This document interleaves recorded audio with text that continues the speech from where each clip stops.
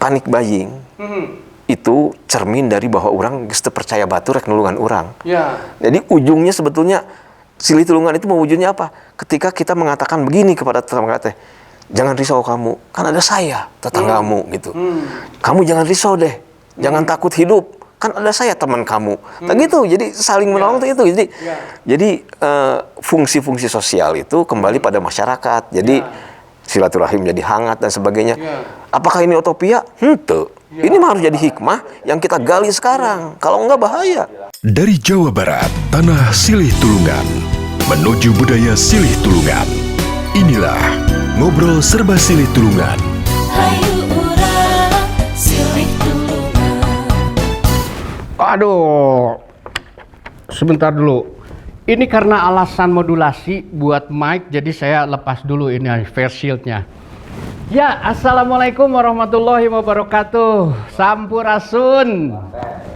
Ya, warga Silih Tulungan, wargi Jawa Barat, senang sekali Dani Gumilar bisa hadir di sini dalam acara podcast sebuah komunikasi, bentuk komunikasi untuk mensosialisasikan sebuah gerakan.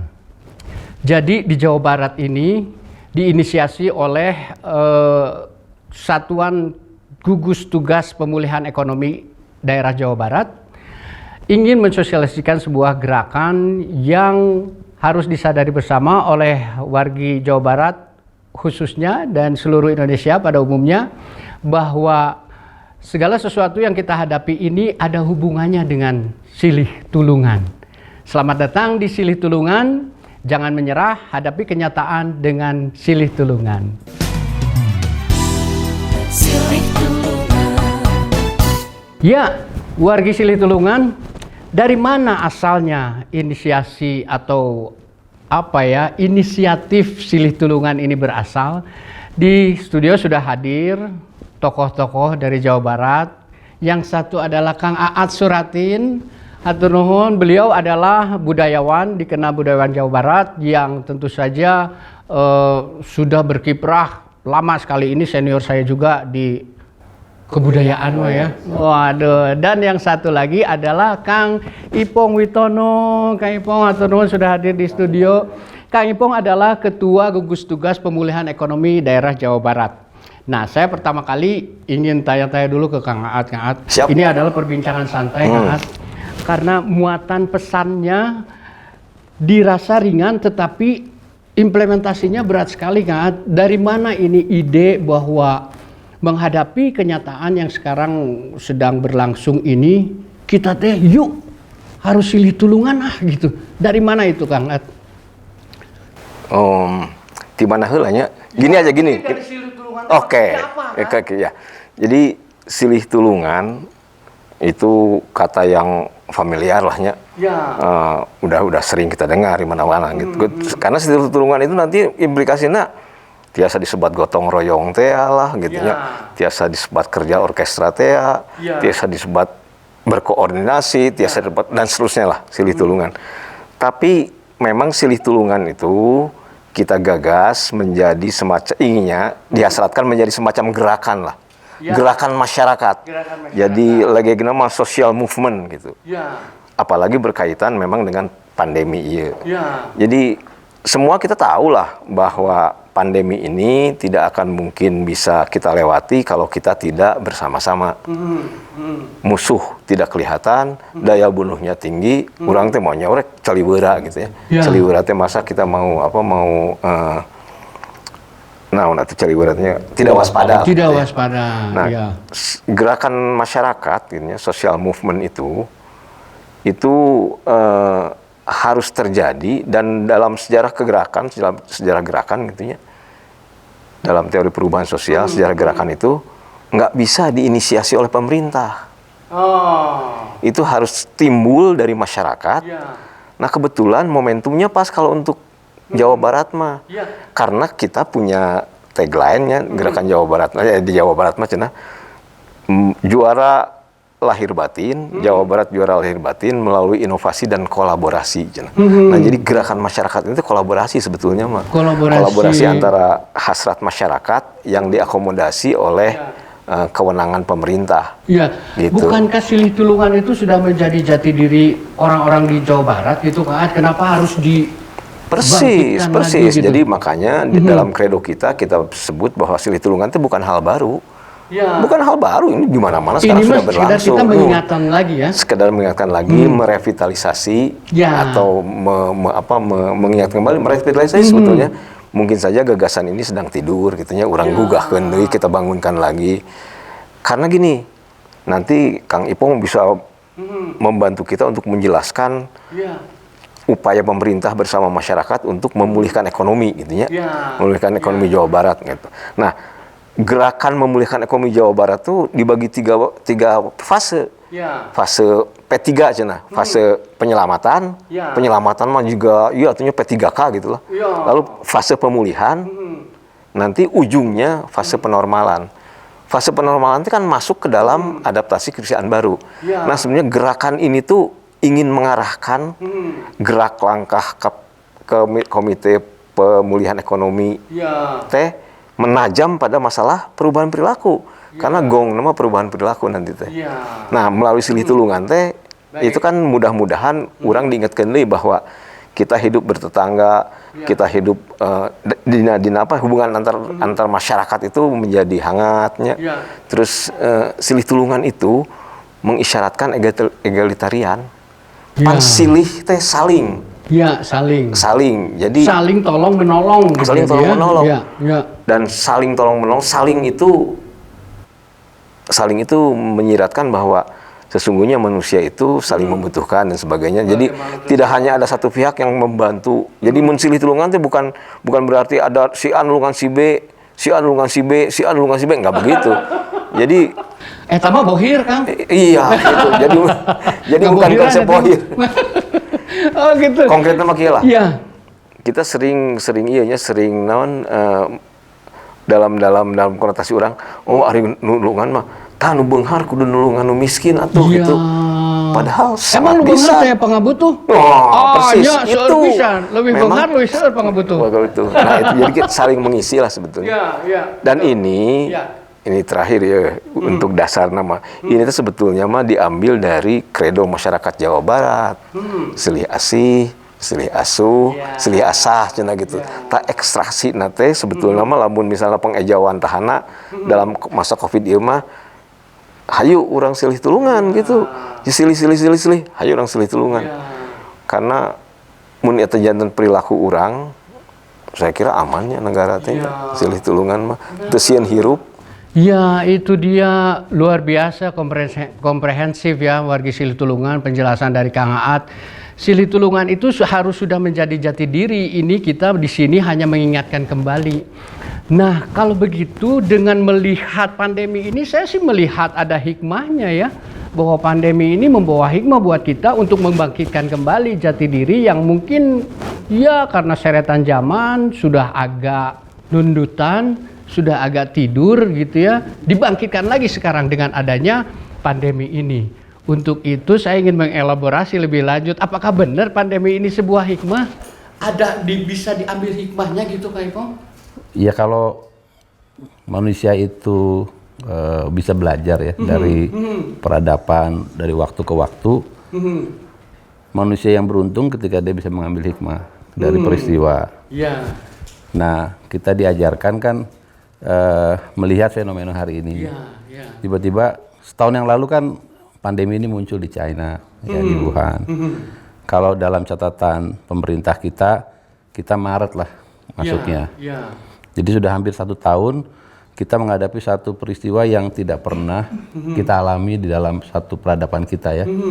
Mungkin nenek moyang kita pernah mendapatkan peristiwa itu, tapi catatan literasinya kita tidak bisa temukan. Waktu itu bagaimana dan apa yang harus dilakukan. Tentu ketika pandemi corona melanda seluruh bangsa, setiap bangsa berusaha menyelamatkan, mencari jalan untuk mempertahankan, bisa survive, bisa bertahan menghadapi situasi ini. Macam-macam caranya gitu di awal ya. Pertama tentunya memperkuat daripada jaringan kesehatan dan sebagainya, ekonomi dan sebagainya.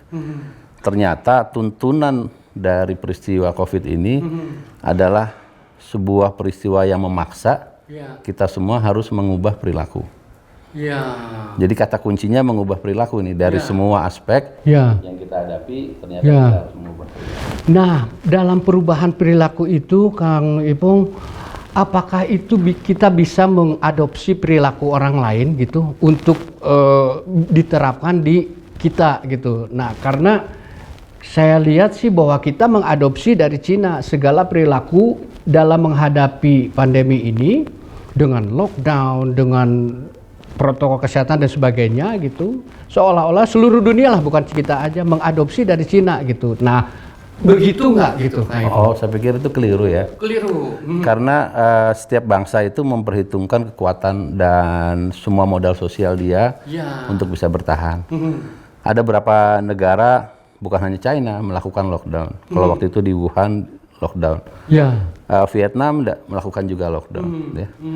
Nah, Indonesia ini membuat namanya PSBB. Suatu semacam lockdown dalam satu skala yang lebih moderat. Nah, perhitungan-perhitungan itu diambil oleh pemerintah, tentunya memperhitungkan juga perilaku budaya dari masyarakat Indonesia. Yang sering kumpul, sering bertemu dan sebagainya. Silaturahim itu ya. Karena Indonesia itu gugusan pulau, pintu masuk katakanlah pandemi ini bisa dari mana aja. Tidak seperti maunya satu negara kecil kayak Singapura atau negara daratan yang bisa diisolasi. Kita akan sulit. Oleh karena itu, pemahaman masyarakat tentang pandemi jauh lebih penting. Ya, kalau manusia itu paham, dia bisa melakukan itu dengan pengetahuan dia, dan dia bisa mengubah tata cara berperilaku. Nah, di pandemi ini begitu masuk ke Indonesia, itu ya seperti seluruh dunia juga, tiba-tiba sistem yang dibangun oleh peradaban manusia zaman sekarang ini runtuh. Birokrasi runtuh, sistem ekonomi, sistem keuangan, di semua aspek, sistem pendidikan kita nggak bisa sekolah, anak-anak kita, guru-guru nggak bisa mengajar, pesantren tidak bisa berjalan. Kalau pesantren nggak jalan kan, tukang dagang cireng, bakso segala macam juga nggak bisa kehidupan, dan itu yang membuat turbulensi situasi ini yang menurut saya dampaknya sangat besar. Jadi begitu ya, pandemi ini ada juga orang berkecenderungan berpikir bahwa ini adalah the next teroris. Jadi waktu itu Kang Ipong, ya dengan teroris itu kita melihat bahwa ujung-ujungnya adalah perdagangan. Bagaimana industri pengamanan itu menjadi sebuah industri dan itu harus dipasarkan ke seluruh dunia. Bagaimana metal detektor dan sebagainya itulah ya, cermin-cermin pemeriksa itu. Nah, ujungnya adalah ke situ. Nah, sekarang Kang, ada implikasi yang paling terasa adalah implikasinya ke ekonomi. Makanya alhamdulillah ini pemerintah Jawa Barat atau dari mana nanti bahwa pemulihan ekonomi daerah Jawa Barat ini itu dari mana Kang inisiatifnya? Iya, inisiatif. Jadi tanggal bulan Mei lah, dunia usaha di Jawa Barat ini sudah gelisah karena situasinya sudah mulai terasa. Wah, itu dari awal-awal dong Kang, Mei itu kan ya? Disampaikan kepada pemerintah.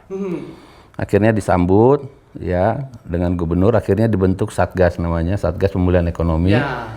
Justru ini terbentuk sebelum ada Satgas di nasional yang kaitan dengan pemulihan ekonomi. Itu kira tanggal 9 Juni ditetapkan. Setelah itu berlangsunglah di dalam simulasinya, teman-teman dari dunia usaha ini juga melihat bahwa penting sekali faktor-faktor budaya ini menjadi bagian. Ada simulasinya juga kan? Kita membayangkan akan sulit kalau masalah ekonomi ini dipecahkan secara ekonomi, situasi ini. Karena ini tidak ada kaitannya sebetulnya. Contoh begini, untuk memulihkan ekonomi ini, memulihkan ekonomi yang kita alami ini, itu setiap insan atau warga Jawa Barat itu sebetulnya pelaku pemulihan ekonomi. Jadi ini bukan urusannya Pak Gubernur atau Pak Jokowi aja. Jadi di dalam satuan tugas itu berbagai stakeholder ada di situ kan? Ada Kang. Antara lain juga ada Kang Aat, teman-teman ya di situ. Nah, kenapa kita penting? Karena ternyata di abad komunikasi ini sulit sekali berkomunikasi yang secara efektif karena begitu banyak informasi yang masuk ke masyarakat sampai bingung mana yang benar mana yang tidak. Dari soal konspirasi sampai soal benar. Tadi Kang Dani udah cerita. Dari soal ngejemur jam 9 ada yang bagus, ada yang bilang jam 11. Bingung dari mana sebetulnya. Nah, oleh karena itu kita merasakan bahwa komunikasi ini harus kita giatkan. Tapi karena profil masyarakat Jawa Barat ini 70% tinggal di desa. Kita ada 5.312 desa yang sebetulnya adalah yang pilar utama di dalam menggerakkan ekonomi kita. Kita sering menyebut menyederhanakan dengan UMKM, BUMDES dan sebagainya, BUMDES dan sebagainya. Jadi kita juga memberi perhatian bagaimana ekonomi pedesaan ini mendapat perhatian di saat-saat pandemi. Betul. Nah, tahan dulu Kak Impong. Ya, jadi wargi Sili Tulungan, Kak Impong sudah memberikan penjelasannya, Kak Aat juga, tetapi kita masih belum masuk nih ke ranah-ranah praktis. Seperti apa sih wujudnya Sili Tulungan itu ya. Jadi jangan kemana-mana, tahan dulu. Boleh sambil ngopi, boleh sambil ambil gorengan dulu ya. Nanti kita sambung lagi sebentar lagi ya.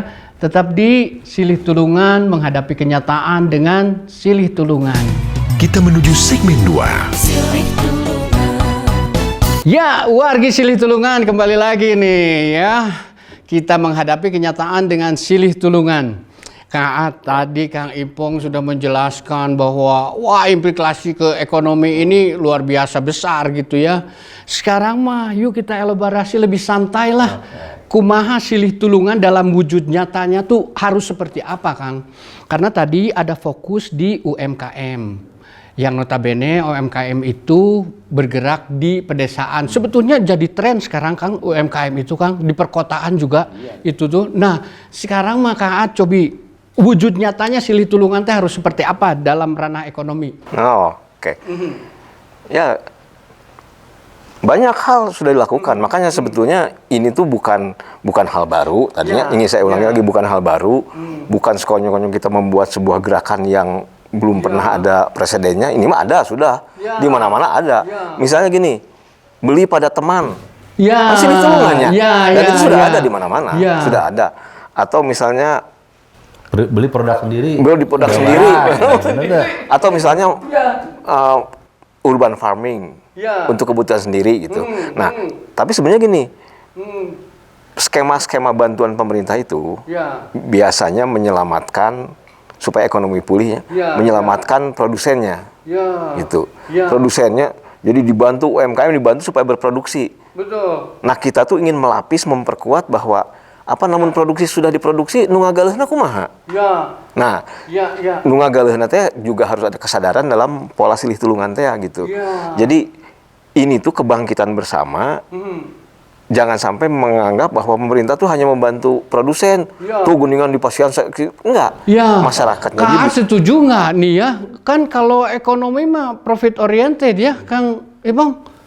Sekarang Silih Tulungan, ari Silih Tulungan terdengarnya juga namanya juga nolongin Kang, nggak ada keuntungan di situ gitu ya. Nah itu gimana Kang? Jadi memang karakter perekonomian bangsa Indonesia ini rada beda jeung Amerika, jeung kapitalisme. Begitu kan? Udah beda. Oleh karena itu Bapak Koperasi Urang, Pak Muhammad Atta kan menjelaskan bahwa kebersamaan ini, jadi seperti saya sampaikan begini, umpamanya uang yang ada di desa ini, yang dikumpulkan ke masyarakat pedesaan, itu kan ditarik ke bank-bank besar. Ya, uangnya dipakai untuk bangun infrastruktur. Mestinya sekarang waktunya untuk mengembalikan uang itu kepada yang punya. Nah, itu jadi ada klaster ekonomi mungkin Kang ya. Nah, jadi yang kita maksud di sini, ini kesempatan nih Kang A sering mengingatkan saya juga. Iya teh jika komputer di defrag teh disusun ulang sekarang teh. Disusun ulang. Tata kembali perekonomian urang yang lebih setara dan berkeadilan. Jawa Baratnya tantangannya kemiskinannya tinggi dan kesenjangannya tinggi. Punten Kang, di defrag bukan shifting ke platform yang baru. Enggak di defrag. Di defrag bukan shifting ke platform digital karena Kang. Kita sudah punya semua nilai-nilai unggul yang tidak dimiliki bangsa lain yang belum kita elaborasi. Ya. Kalau digitalisasi itu kan satu keharusan. Itu hanya shifting aja dari masyarakat yang biasa. Tapi mesti diingat bahwa seperti contoh di dunia pariwisata ya, kan membutuhkan kerumunan. Pasti sektor itu akan mengalami katakan recovery yang agak terlambat. Contoh, momennya Jakarta PSBB, nggak ada turis Jakarta ke Lembang, belanja ini belanja itu. Sehingga hubungan antara wilayah ini nanti akan sangat menentukan. Contoh di wilayah merah di Jawa Barat tuh, Depok, Bekasi, Bogor. Oke lah sekarang Bandung karena kota terbuka. Itu Kang, zona merah itu parameternya tuh apa Kang? Parameternya di mana orang yang terkonfirmasi di atas rata-rata. Nah, umpamanya contoh begini, sekarang contoh ya, mengapa ketika Jakarta meningkat, ya dampaknya selalu ada di Depok, Bekasi dan Bogor. Kalau Gubernur Jawa Barat mengatakan bahwa sulit sekali mengendalikan 3-4 wilayah yang memang bertetangga dengan aktivitas sentralnya ekonomi di Jakarta. Sebaliknya mungkin orang Jakarta yang bilang, oh ini orang Jawa Barat yang bawa. Padahal kalau kita petakan memang titik-titik wilayah. Sehingga ini masalah perilaku. Sehingga antara Jakarta dan Jawa Barat ini terkonek dalam perilaku sosial. Nggak bisa dipisahkan gitu ya. Berarti itu juga mengandung potensi keresahan sosial gitu ya, dari konflik horizontal gitu Kang. Aduh amit-amit ya. Itu bisa terjadi nggak? Maksudnya sebelum itu terjadi, apa yang dilakukan oleh pemulihan ekonomi Kang? Tentu pertama, satu kebijakan di satu daerah harus juga dikomunikasikan dengan daerah lain. Karena bisa aja kita KTP orang Bandung, tapi saya hidup kan kerja di Jakarta. Jadi sebagai pendekatan administrasi benar, tetapi pendekatan perilaku kan manusia itu bergerak. Nah ini yang sekarang membuat kenapa kita semua ini sulit mendeteksi karena kita memang sebagai makhluk sosial, kita terhubung. Jadi ada beberapa saudara-saudara kita yang memang suka atau tidak suka tidak bisa diam di rumah karena dia harus bekerja. Banyak lah. Nah teman-teman yang saudara-saudara kita yang terpaksa bekerja keluar bertemu dengan masyarakat lainnya sangat rentan untuk terinfeksi pandemi ini. Yang Dani mah di rumah aja tenang, santai ngopi kan bisa kalau melihat begitu Kang, saya melihat ada kecenderungan silih tulungan teh sukuisme. Da orang Jakarta mah nggak mau nulungan orang Jawa Barat sebagai pembawa. Itu Pak. Gimana itu Oleh Kang? karena itu gerakan silih tulungan ini harus di set up sebagai gerakan budaya. Karena gini Dan, namun ngabedakeun Bandung, Jakarta atau di Jawa Barat lah. Orang Bandung, orang Cimahi, orang Tasik, orang dan sebagainya itu. Yang membedakannya itu wilayah administratif. Wilayah administratif mah jelas karena dibuat dipetakan lah oleh pemerintah, oleh manusia. Tapi wilayah budaya mah diciptakannya teh oleh Tuhan yang Maha Esa, yang Maha Indah digubahnya teh. Jadi gerakan budaya mah tidak mengenal sekat administratif sebetulnya mah. Jadi silih tulungan mah lintas wilayah administratif atuh. Bahkan sebetulnya kalau kita melihat dunia sebagai satu ekosistem, pan silih tulungan teh harus menjadi kultur dunia. Silih tulungan itu sengsaha we gitu. Nah, cuma memang kita akan membuat gerakan ini tuh gini sebetulnya maknanya. Masyarakatnya sekarang kan sudah tahu tentang COVID. Tahu. Bahkan karena banjirnya informasi sehingga bingung.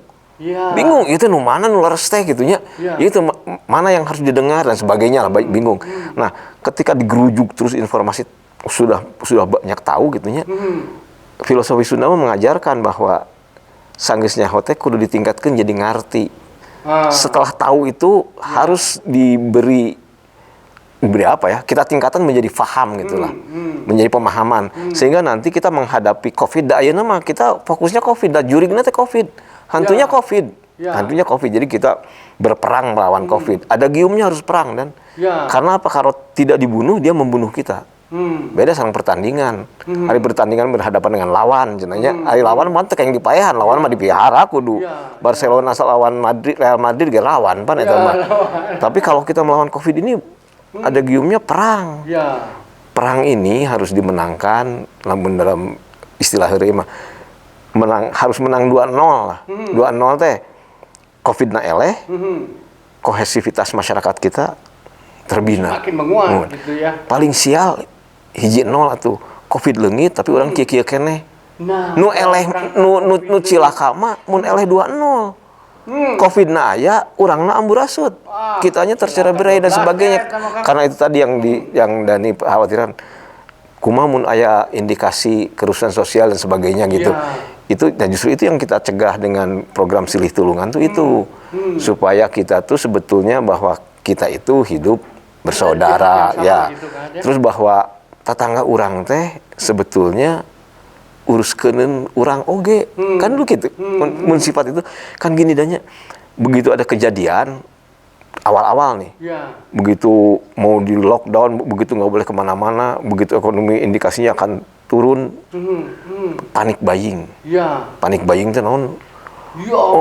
Nah, panik buying itu indikasi bahwa orang teh geus teu percaya ka babaturan, pan gitu, wah orang kudu nyelampok diri sorangan. Dan terpercaya bahwa baturan bakal nolong kita, itu bahayanya luar biasa. Nah kita tuh ingin mengembalikan itu sebetulnya. Yang gerakan ini sudah ada di masyarakat, nun jauh di pedesaan di mana gitu, ayah ibu-ibu, yuk bertani, ngebagi ke batu dan sebagainya. Kemarin Kita ingin ke Pangandaran, ketemu sama pejabat bupati di sana. Jadi di Pangandaran teh sekolah offline kan? Offline maksudnya bertemu muka. Bertemu dan tidak ada kasus. Pertama, saya tanya kenapa? Kepaksa juga karena nggak ada jaringan. Tapi karena itu masyarakatnya itu saling menjaga dan masyarakat Pangandaran sebagai masyarakat yang sadar wisata ya, bahwa kehidupannya sangat bertumbuh pada kehidupan. Itu mereka secara cepat berusaha mengubah perilakunya.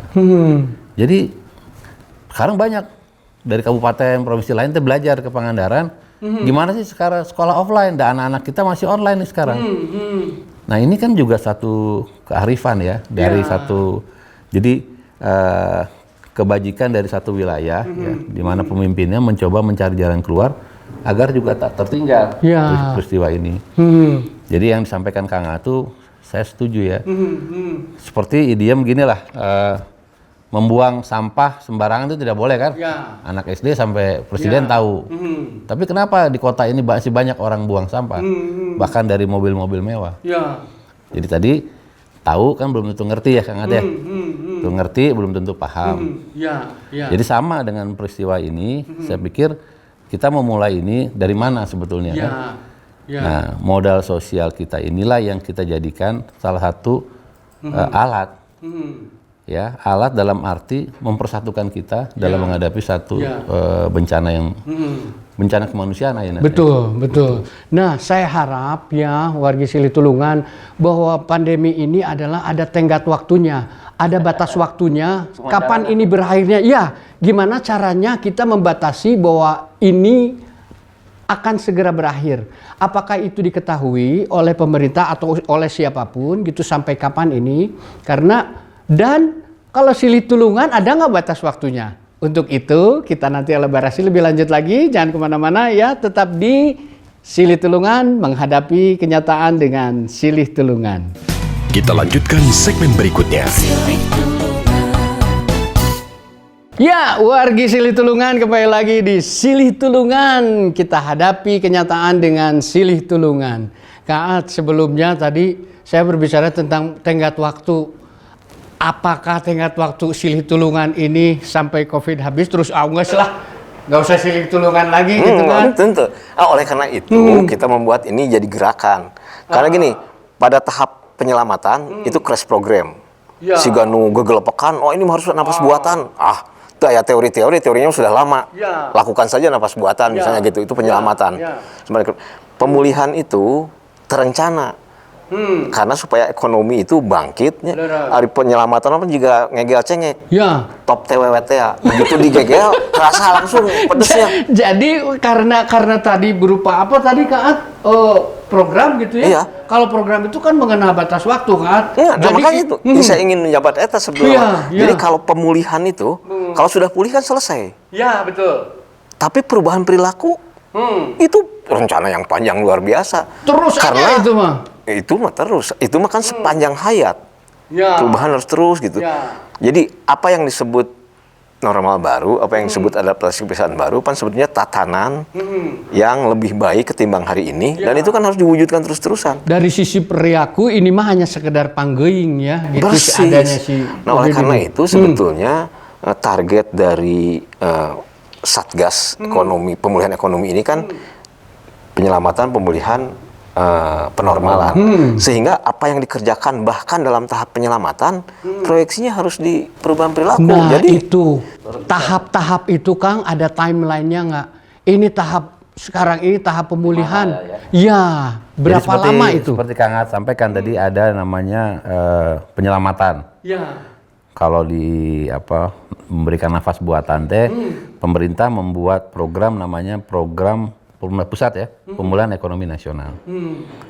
Itu sifatnya instrumen untuk menyelamatkan agar nafas deui teh gitu.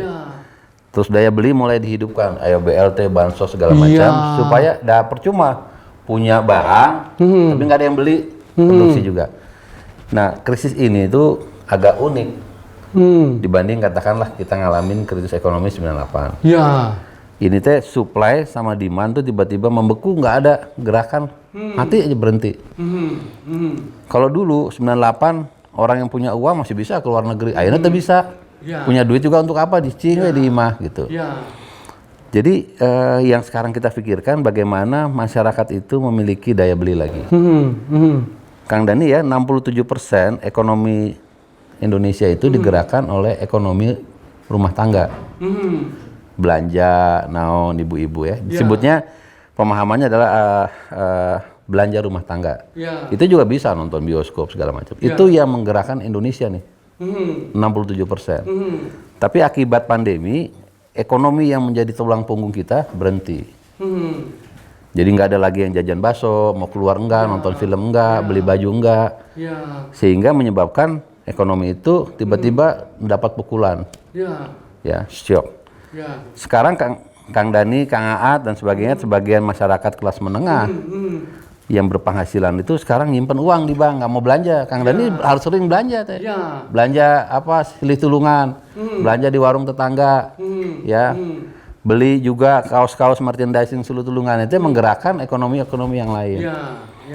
Nah, ekonomi pemerintah itu hanya menggerakkan 9% uang negara teh. Jadi kita ini bergerak dengan uang pemerintah yang terbatas. Yang satu saat bisa aja habis ataupun berhutang lagi. Itu satu dia saat makanya kita akan stuck. ada nggak timelinenya gitu Kang? Wah ini nih kami mau melakukan pemulihan ini sampai 3 tahun, 1 tahun, 2 tahun. Nanti penormalan ini, itu pemulihan ini sekarang tahun depan memasuki kalau di dalam skala program adalah program pemulihan sampai akhir 2022. Ya, itu teori masih ya. lama ternyata ya. Iya, teorinya. Teorinya. Tapi selama 2 tahun nanti kita bisa mengoreksi kebijakan-kebijakan atau deviasi kebijakan yang ini mestinya salah. Contoh umpamanya sekarang perhatian pemerintah nyaan gitunya kepada UMKM. Dulu mah seakan-akan lah. Jadi UMKM teh sering menjadi komoditi. Jadi primadona sekarang kan. Jadi komoditi kalau mau untuk dapat popularitas politik atau apa UMKM disebut-sebut. Betul. Tapi nyatanya memang basis ekonomi Indonesia itu memang ada di situ. Nah, UMKM itu mah sebetulnya istilah penggolongan. Ya, ada di kota, ada di desa, tapi masyarakat yang bergerak di sektor ini kadang tidak mendapat perhatian yang luar biasa. Dan sekarang pemerintah memberikan banyak perhatian.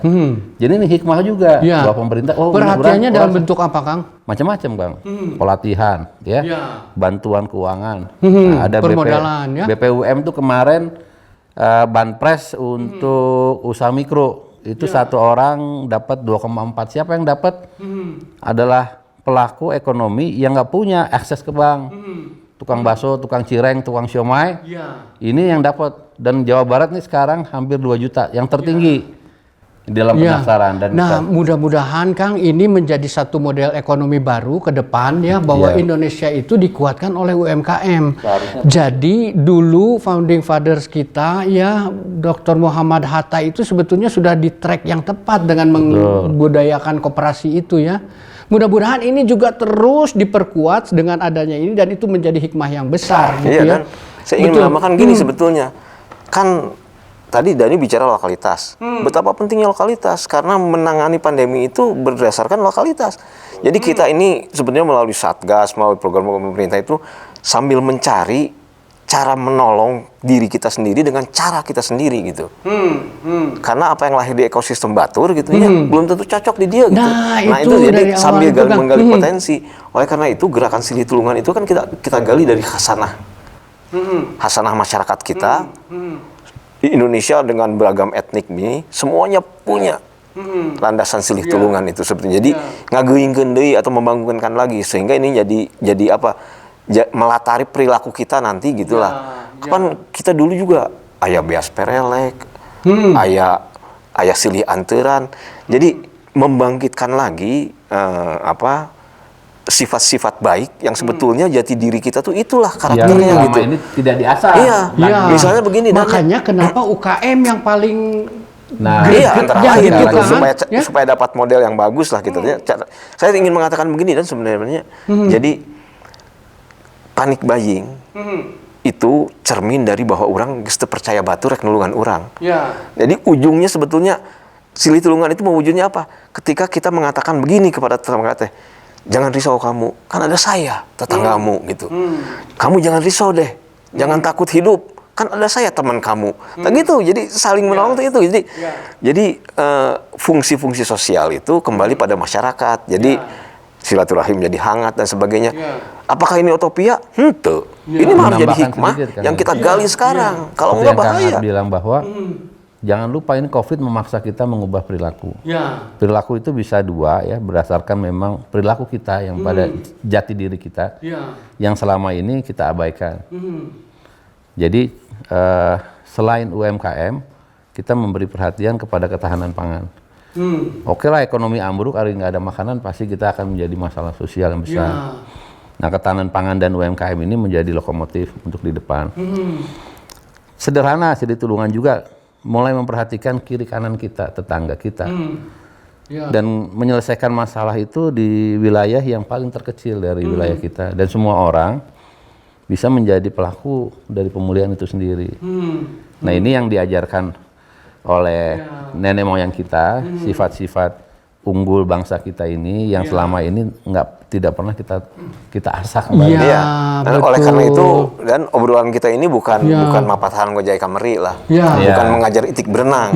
Makanya tadi kita sebutkan bahwa ini bukan hal baru. Apa yang kita obrolkan ini sudah ada dilakukan oleh masyarakat.